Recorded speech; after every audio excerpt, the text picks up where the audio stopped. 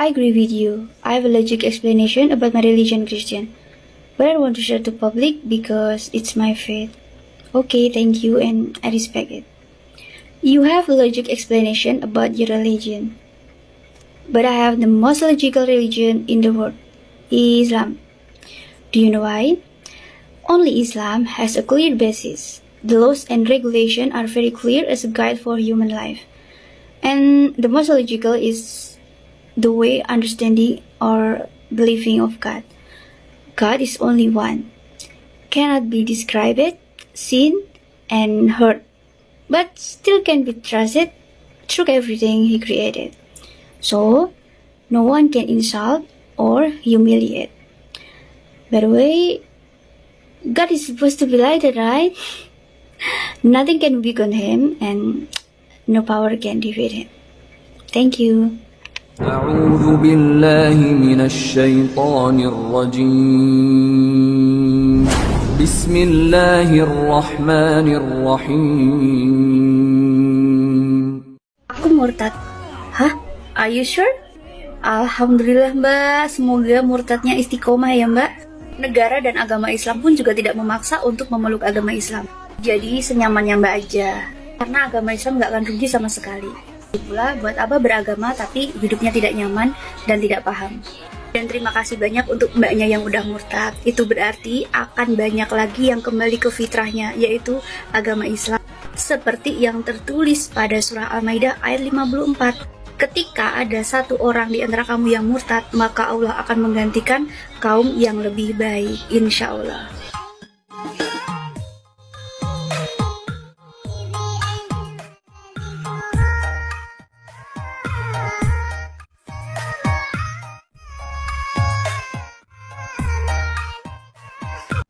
Yohanes pasal 5 nomor 30 menyatakan bahwa Yesus dan Bapa memiliki kehendak yang sama karena Yesus dan Bapa adalah satu. Yohanes pasal 10 nomor 30.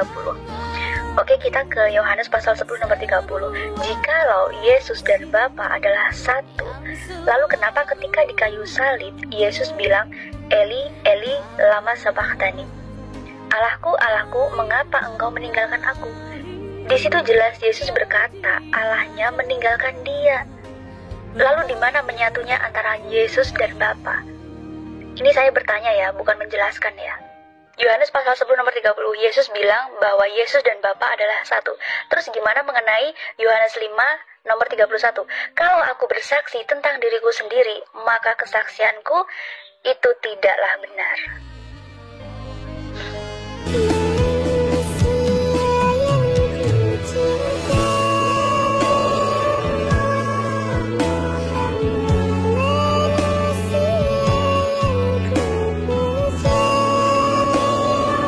Karena Bapa Tuhan Allah itu Yesus sendiri. Dia berdoa agar manusia tahu bahwa di dunia ini harus menyembah Allah yang hidup.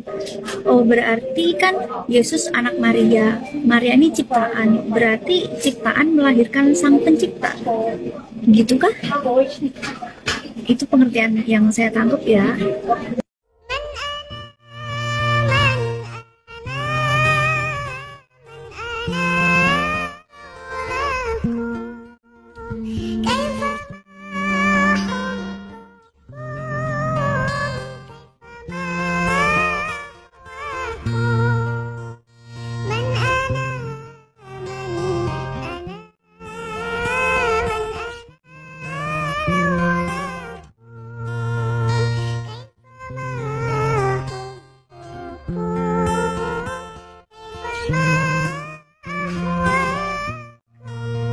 Di Al-Quran ada di surah Maryam, sebab Isa Al-Masih adalah jalan yang lurus. Jangan pernah kalian lupakan itu. Memang ada 20 kali lebih nama Isa alaihi salam disebut di dalam Al-Quran. 11 kali disebut sebagai Al-Masih dan 23 kali disebut sebagai Ibnu Maryam.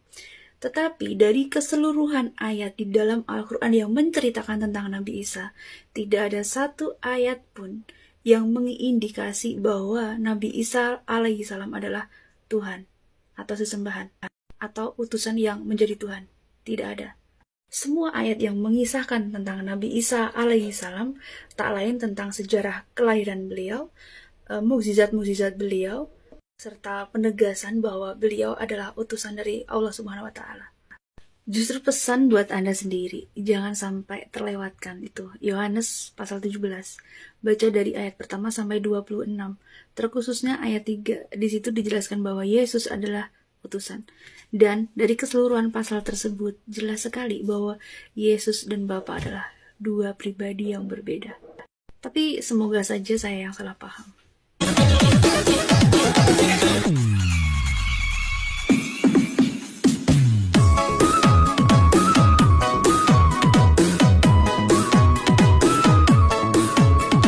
Mau bertanya, lalu tahu dari mana Allah punya 99 sifat?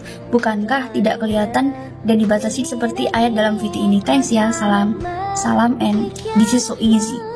Kalau yang dipermasalahkan bagaimana mempercayai bahkan menyembah sesuatu yang tidak kelihatan, ya maklumin aja, mungkin Anda menuhankan sesuatu yang bisa diajak duduk bareng dan ngopi bareng atau goreng ikan bareng. Peace. Oke, lanjut mengenai Asmaul Husna. Dalam surah Al-A'raf ayat 180, di situ disampaikan bahwa Allah memiliki nama-nama yang baik atau Asmaul Husna. And then pada hadis Rasulullah menyampaikan bahwa Asmaul Husna ada 99 atau 100 kurang 1. Dan di mana ke-99 itu? Baca Al-Quran dari surah pertama sampai terakhir. Karena ke-99-nya tidak ngumpul jadi satu. That's why orang Islam itu harus belajar dan belajar. For example, sifat Allah Ar-Rahman Ar-Rahim itu ada pada bacaan basmalah. Dan tentu saja nama-nama yang lain seperti Al-Malik, Al-Qudus, Al-Bayan, Al-Mu'min, Al-Muhaimin ada pada Al-Quran itu sendiri.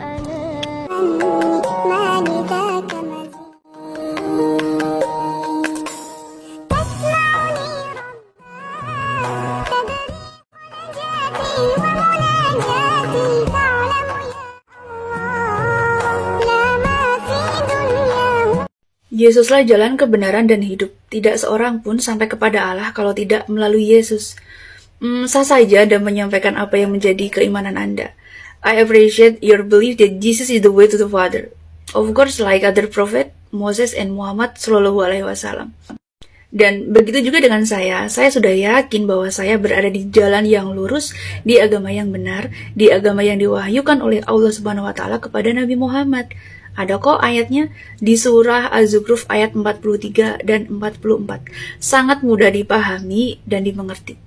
Al-Quran itu sangat detail menjelaskan dan menegaskan siapa yang menjadi jalan dan siapa yang harus dituhankan. Tidak mungkin kami salah sesembahan. Oke, terima kasih. Oh ya, silakan Anda dengan versi Anda dan begitu juga dengan saya.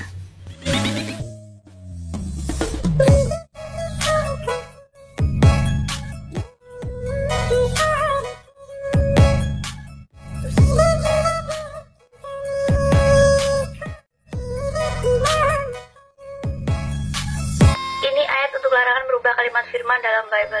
Wahyu pasal 22 ayat 18 sampai 21. Lalu di mana ayat Qur'annya larangan untuk merubah kalimat Qur'an? Oh, beda. Tuhan dalam Bible melarang untuk merubah kalimat firman.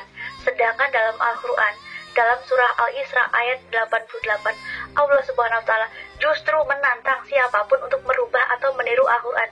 Sekalipun jin dan manusia bekerja sama, itu tidak akan pernah terjadi. Mereka tidak akan pernah bisa. Siapapun tidak akan pernah bisa. Dalam surah Al-Hijr ayat 9, Allah sendiri berfirman bahwa Allah akan menjaga Al-Quran itu sendiri. Jadi, beda ya. Larangan itu banyak kok yang melanggar, sedangkan Allah menjamin bahwa Al-Quran itu tidak akan pernah bisa diubah-ubah. Hah? Saingan? Oh iya, jangan salah. Para mu'alaf itu saingan terberat kita sebagai umat muslim yang udah lama. Mereka mulai dari nol, sedangkan kita berapa banyak dosa yang udah kita lakukan. Seperti yang para ustadz sampaikan bahwa mereka ini orang-orang yang kembali ke fitrahnya, menjadi manusia baru lagi. Keistimewaan yang mereka dapat itu banyak. Dosanya diampuni, kebaikannya tetap dicatat, terhindar dari perbuatan sia-sia di masa lalu, terhindar dari penyesalan akhirat. Kayak gitu kan, sejauh ini yang kita tahu tentang mu'alaf. Terus jangan salah arti tentang kata saingan yang saya pakai. Saingan dalam hal yang positif, bukan menganggap mereka itu musuh. Seperti itu. Ini parah nih.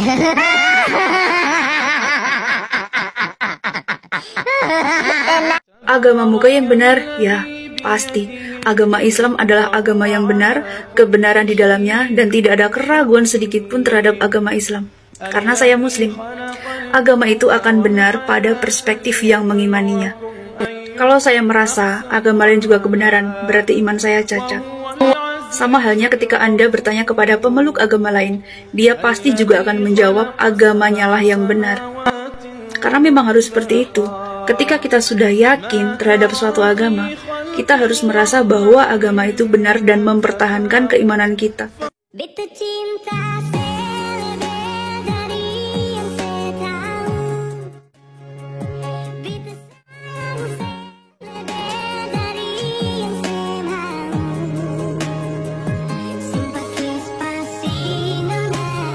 Dari 99 sifat nggak ada maha adil.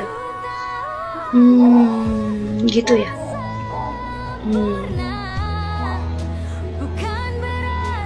Mau bilang itu Google, bisa aja di-prank. Oke, kita cek Al-Quran. Nih, baca sendiri nih, maha adil. Saya tahu sebenarnya kamu tidak mau tanya soal Asmaul Husna. Ya Pak ya. Bismillah.